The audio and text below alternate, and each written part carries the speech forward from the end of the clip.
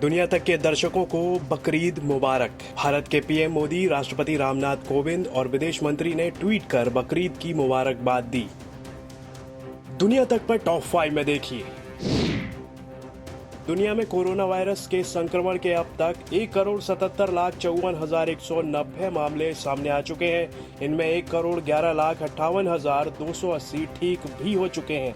वहीं 6,82,088 की मौत हो चुकी है। मैक्सिको में शुक्रवार को 8,458 मौतें हुई। इसके साथ ही यहां मरने वालों का आंकड़ा 46,688 हो गया। इसने मौतों के मामले में अब ब्रिटेन को पीछे छोड़ दिया है। कोरोना वायरस के मद्देनजर इराकी स्वास्थ्य मंत्रालय ने ईद के दौरान लोगों को पूर्ण कर्फ्यू का पालन करने और सभाओं और अनावश्यक बाहरी यात्राओं से बचने के लिए कहा है।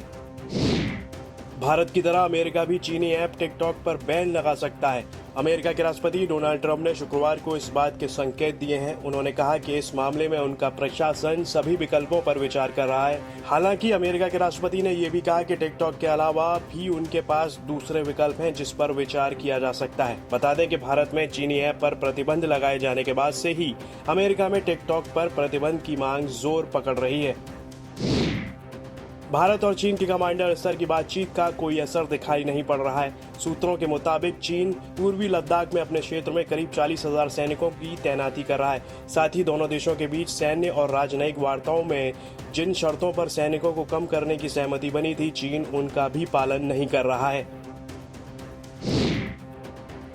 भारत में ऑस्ट्रेलिया और चीन के राजदूत ट्विटर पर आपस में भिड़ गए। पहले तो भारत में ऑस्ट्रेलिया के उच्चायुक्त बरी ओफारेल ने साउथ चाइना सी पर एक ट्वीट को लेकर चीनी राजदूत सुन वेडांग पर निशाना साधा। उन्होंने तीखे तेवर दिखाते हुए कहा कि चीन को ऐसा कोई काम नहीं करना चाहिए जिससे साउथ चाइना सी में अस्थिरता और तनाव बढ़े।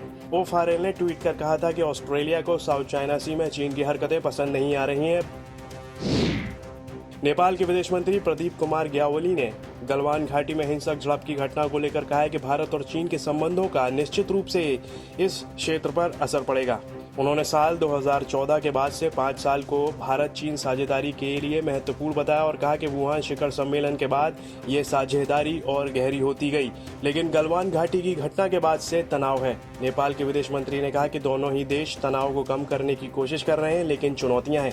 उन्होंने कहा कि चीन का उदय और भारत की आकांक्षा का उदय, वे किस तरह से जुड़ते हैं, ये कैसे अपने मतभेद दूर करते हैं। निश्चित रूप से ये एशिया और इस क्षेत्र के भविष्य को आकार देगा।